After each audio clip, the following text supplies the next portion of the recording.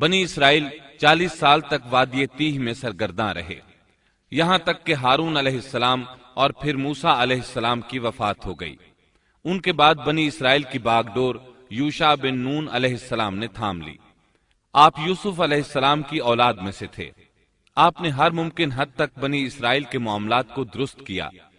40 سال کا عرصہ پورا ہو گیا تو یہ بنی اسرائیل کو لے کر بیت المقدس کی طرف چلے، کیونکہ یہ بات ان کے لیے لکھی جا چکی تھی کہ وہ وہاں سکونت پذیر ہوں گے۔ سورۃ المائدہ آیت 21 میں یہ ذکر موجود ہے۔ يا قوم ادخلوا الأرض المقدسة التي كتب الله لكم۔ اے میری قوم، اس مقدس زمین میں داخل ہو جاؤ جو اللہ نے تمہارے نام لکھ دی ہے۔ مقصد یہی تھا کہ ایلیا شہر ان کا مسکن بنے اور وہ اس میں حکومت کریں۔ انہیں میدان تیہ میں محصور ہونے کی سزا اس بنا پر ملی تھی کہ وہ یہاں کے زبردست اور جنگجو لوگوں سے ڈر کر شہر میں داخل نہیں ہوئے تھے۔ 40 سال تک واعظ و نصیحت کی وجہ سے وہ اس میں داخل ہونے کا پختہ عزم کر چکے تھے، اس لیے شہر میں داخل ہو گئے۔ پچھلے حکم کا انکار کرنے والے اور بچڑے کی پوجا کرنے والے ہٹ دھرم لوگ مر کھپ چکے تھے۔ اس وقت کے لوگ ان کی نسل سے پیدا ہوئے تھے۔ ان میں ایک بھی شخص ایسا نہیں تھا جس نے بچڑے کی عبادت کی ہو۔ جب یہ لوگ یوشع بن نون علیہ السلام کی قیادت میں مقدس شہر کی طرف جہاد کے لیے چلے اور وہاں پہنچے تو دشمن ابھی تک موجود تھا۔ بنی اسرائیل نے 6 ماہ تک ان کا محاصرہ جاری رکھا۔ وہ زبردست جنگجو قوم تھی۔ بنی اسرائیل سے ان کا آخری معرکہ جمعے کے دن ہوا۔ یہ لوگ ہفتے کو لڑائی نہیں کرتے تھے کیونکہ یہ دن ان کی عبادت کا تھا۔ اس دن عبادت کے علاوہ ہر کام حرام تھا، لڑائی بھی ممنوع تھی۔ عصر کے وقت معرکہ ہوا۔ بنی اسرائیل بڑی حد تک کامیابی حاصل کرتے آگے بڑھتے چلے گئے، لیکن اسی وقت سورج غروب ہونے کا وقت ہو گیا۔ اس طرح صورتحال نازک ہو گئی۔ بنی اسرائیل جمعے کی شام سورج غروب ہوتے ہی ہفتے کے دن کی عبادت شروع کر دیتے تھے۔ اب اگر سورج غروب ہو جاتا تو وہ لڑائی بند کرنے پر مجبور ہو جاتے، اس طرح ان کی فتح درمیان میں رہ جاتی۔ اس موقع پر یوشع بن نون علیہ السلام نے سورج کی طرف دیکھا اور بولے، إنك مأمورة وأنا مأمور۔ تو بھی اللہ کی طرف سے مقرر کردہ ہے اور میں بھی اللہ کی طرف سے مقرر کردہ ہوں۔ یعنی ہم دونوں ہی اللہ تعالیٰ کی مخلوقات میں سے ہیں اور اللہ کے حکم کے پابند ہیں۔ پھر آپ نے یہ دعا کی، اللہم احبسها علینا۔ اے اللہ، اسے ہمارے اوپر روک دے۔ رسول اکرم صلی اللہ علیہ وسلم کا فرمان امام احمد رحمت اللہ علیہ نے بیان کیا ہے۔ آپ صلی اللہ علیہ وسلم فرماتے ہیں، ان الشمس لم تحبس على بشر الا ليوشع ليالي سار الى بیت المقدس۔ سورج کسی بشر کے لیے نہیں روکا گیا سوائے یوشع بن نون کے۔ جبکہ انہوں نے بیت المقدس کی طرف سفر شروع کیا تو ان دنوں میں یہ واقعہ رونما ہوا۔ سورج کا اسی جگہ رک جانا اللہ تعالیٰ کا ایک عظیم معجزہ تھا۔ سورج اس وقت تک رکا رہا جب تک کہ فتح حاصل نہ ہو گئی اور وہ بیت المقدس میں داخل نہ ہوئے۔ یوشع علیہ السلام نے انہیں حکم دیا کہ رکوع کی حالت میں دروازے سے گزرو اور زبان سے کہو حتتن، اے اللہ ہمارے گناہ معاف فرما دے۔ مطلب یہ تھا کہ گزشتہ سالوں میں ہم سے جو غلطیاں ہوئیں ان سے ہمیں پاک فرما۔ اللہ تعالیٰ سورۃ البقرہ آیت 58 میں فرماتے ہیں، وَإِذْ قُلْنَا ادْخُلُوا هَٰذِهِ الْقَرْيَةَ فَكُلُوا مِنْهَا حَيْثُ شِئْتُمْ رَغَدًا وَادْخُلُوا الْبَابَ سُجَّدًا وَقُولُوا حِطَّةٌ نَغْفِرْ لَكُمْ خَطَايَاكُمْ وَسَنَزِيدُ الْمُحْسِنِينَ۔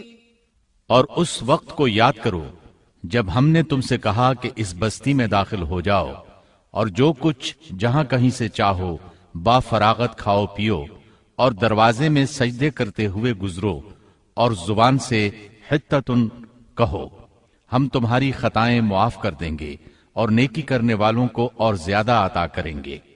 القدس فلسطین کا دارالخلافہ تھا، یہاں ہر طرف سے پھل آتے تھے، خود بھی زرخیز علاقہ تھا۔ اللہ تعالیٰ نے فرمایا جو جی چاہتا ہے کھاؤ پیو۔ جب اس نئی نسل کو یہ حکم ملا تو اپنے آباء و اجداد کی طرح انہوں نے بھی نافرمانی شروع کر دی۔ ان کے دلوں میں ایمان تو تھا لیکن مضبوط نہیں تھا، اسی وجہ سے وہ یوشع علیہ السلام کے ساتھ مذاق کرنے لگے اور ہتتن کی بجائے ہنتتن فی شعرتن کہنا شروع کر دیا۔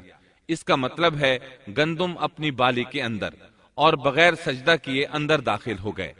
اس بارے میں اللہ تعالیٰ سورۃ البقرہ آیت 59 میں فرماتے ہیں فبدل الذين ظلموا قولا غير الذي قيل لهم، ان ظالموں نے اس بات کو جو ان سے کہی گئی تھی بدل ڈالا۔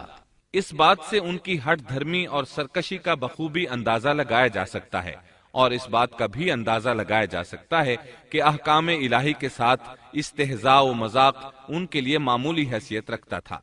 یہ حقیقت ہے کہ جب کوئی قوم اخلاق و کردار کے لحاظ سے اس قدر زوال پذیر ہو جائے تو وہ احکام الہی کے ساتھ اسی طرح کا سلوک کرتی ہے، اور جب کسی قوم کی حالت اس حد تک خراب ہو جائے تو اس پر اللہ کی طرف سے عذاب ضرور نازل ہوتا ہے۔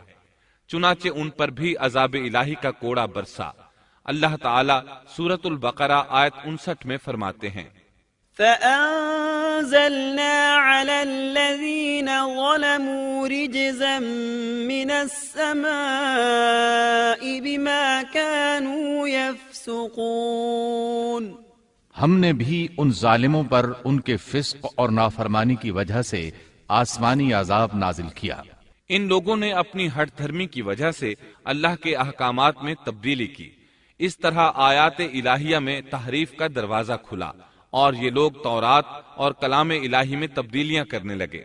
بنی اسرائیل میں یہ سلسلہ اس وقت سے شروع ہوا، نتیجہ یہ کہ ان پر عذاب نازل ہوا۔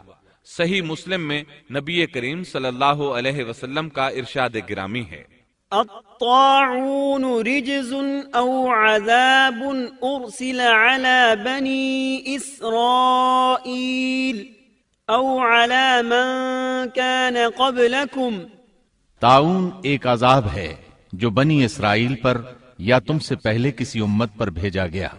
چنانچہ بنی اسرائیل پر عذاب نازل ہو گیا، اس کی وجہ سے ایک ہی دن میں 20,000 افراد لقمہ اجل بن گئے۔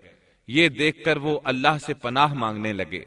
کس قدر عجیب لوگ تھے، اللہ کی آیات کو مذاق کا نشانہ بنایا، کلام الہی میں تحریف کی، اس کے نتیجے میں طاعون نے دبوچ لیا تو معافیہ مانگنے لگے۔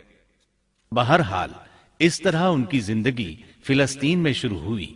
ان پر کچھ حاکم حکومت کرتے رہے تاکہ ان کے دنیاوی معاملات سلجھ جائیں۔